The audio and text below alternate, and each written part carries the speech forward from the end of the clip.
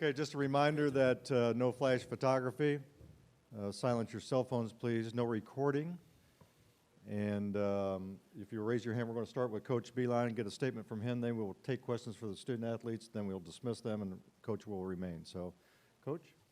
We're thrilled to be in Indianapolis, to be in the heart of the Big Ten here as well. And we got a lot of fans that are in this area in this NCAA tournament.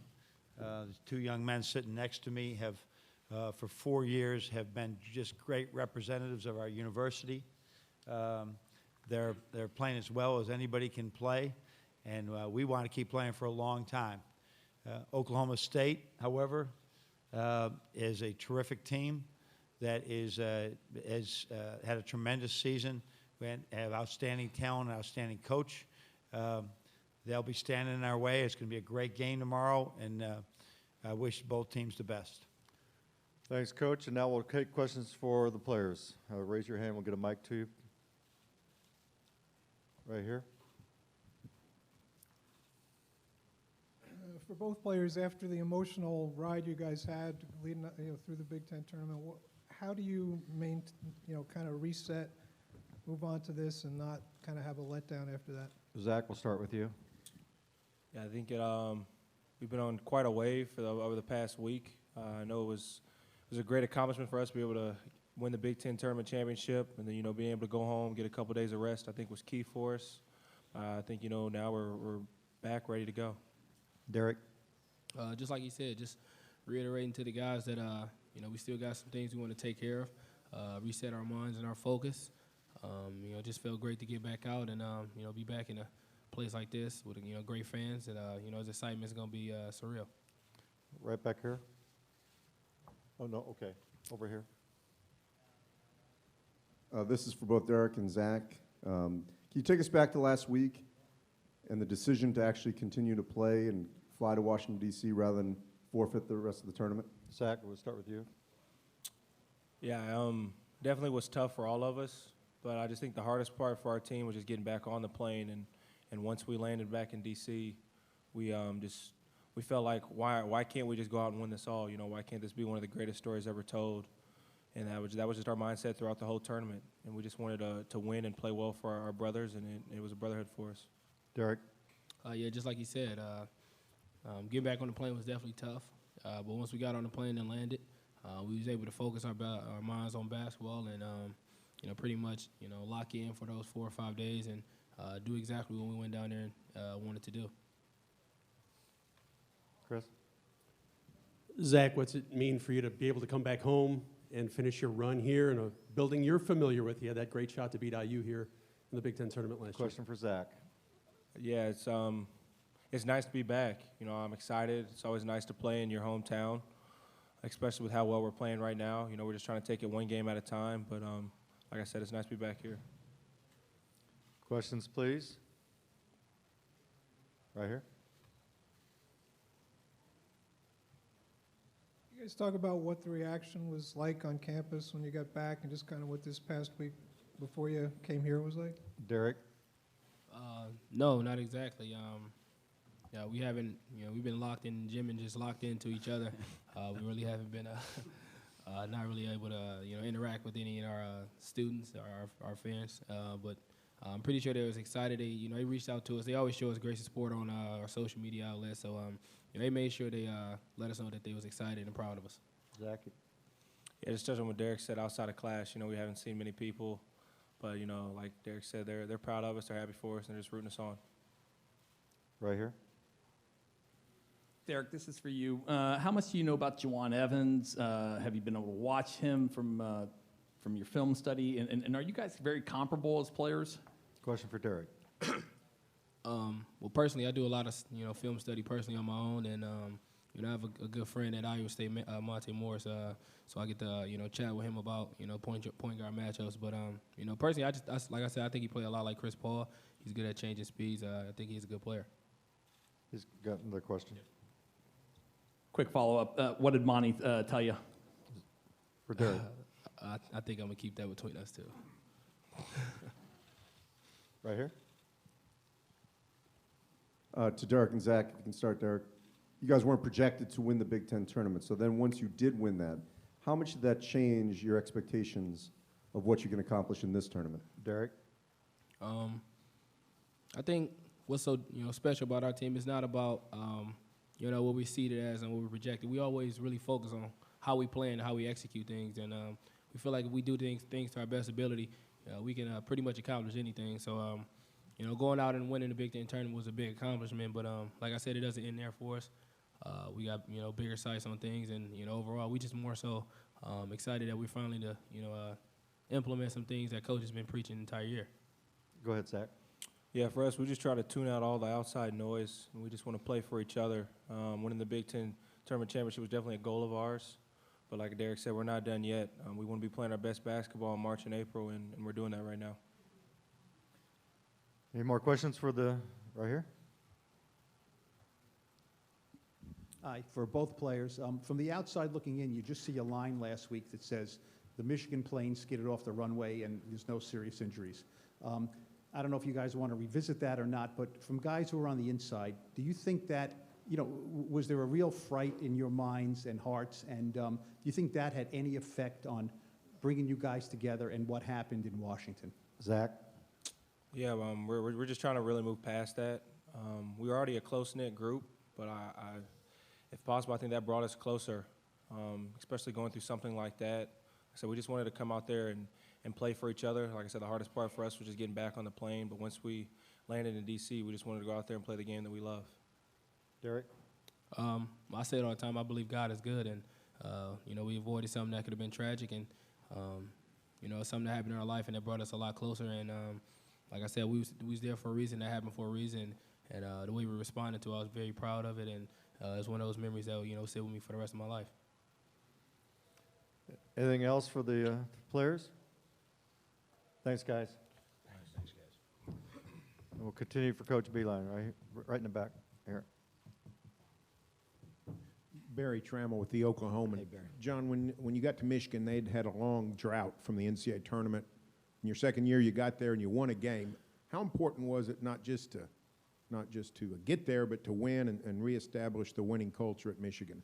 Well, that was the goal. It wasn't just to get there and say, okay, we did it. It was to, Michigan has had periods that they were a fixture in this tournament over time, and that was the whole thing. If you look at the best teams in our league over the last 30 years, the Wisconsins, the Michigan States have been in every year. They're just there every year, and that's where we always felt Michigan belongs to be in that crowd. So this is 7 out of 9. We're moving in the right direction. We got a little bit injuries and some early pro attrition got in the way for 1 year, but we feel real good about that. We can try to stay at the top of the Big Ten. Now the Big Ten has changed drastically since I got there. There's 14 teams. There's a ton of great coaches. It is going to be hard for anybody to maintain what Wisconsin, Michigan State have really been able to do for the last 2 decades. Those are the two. The Indianas, the Purdue's, ourselves. We've been predominantly there, but not like those 2 teams have been there. So I think those days may be over for everybody. We'll wait and see, but our goal is to be like that. Every year we're in there, and some years you're really good, and some years you're just happy to get in. But that's the type of mindset we want to have. The whole goal of Michigan is to win championships. And if you compete for the Big Ten championships, you're going to compete for national championships. And no matter whatever anybody tells you, our league, year in, year out, can play with anybody in the country. Right here, Tim. Tim Sullivan, Louisville Courier-Journal. Coach, when you come out of a long conference season and you're familiar with your opponents, Yeah. and you come into this, is there a danger of overloading the players with too much granular information, or what is your approach? Well, it's a balance. You have to have that. You have to be prepared for a team that is going to be unique to you. At the same time, you can't make yourself unique to yourself by trying to out-trick them. So they will, in 2 days, try to we will do the same. Try to guard Oklahoma State action. They'll be trying to do ours. They'll be trying to run their stuff against the schemes in our defense. But again, it's usually, I think most coaches will say this, and I don't know if I'll say this tomorrow or not. it's a breath of fresh air to get outside your conference, because at least you're not. I mean, Coach Painter, Coach Izzo, Coach Mata, and I. It's been 10 years. It's like, up to 20 to 25 games against each other over those 10 years. You're pretty used to each other, and you might try some trickery here and there but now it's a whole different thing. The game's opened up. I think the game may be called a little differently as well during the NCAA tournament, as we probably get back to some of the norms they wanted to set early in the year. So it should be a lot of fun to play. Over here. John, we know what changed emotionally last week, but what changed on the court to where you guys were able to go through that, win that tournament, and now reset the expectations here in the NCAA tournament? Well, first of all, we were really playing good basketball the whole month of February. It wasn't, I hear 8th seed. Well, we were tied for 5th, and it was a crazy tiebreaker, and we were like a game out of 2nd or 3rd.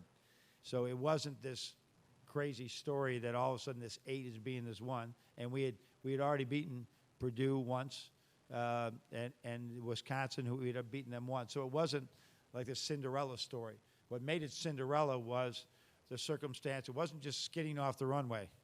It was a full-grown, 150 miles an hour. We can't stop. And our kids got thank goodness the plane didn't flip. There's all kinds of things could have happened once we got off the plane and looked. But I think there's that one thing. There's that one shot in the game. There's that one play in a game that can change a season. Couple that with what happened on last Wednesday, and I think it was just a little bit extra that we needed. But I mean, we had just gone to Nebraska, who has had really good success at their place and away, and it was a 30-point game. So we were really playing well down this stretch. Back here.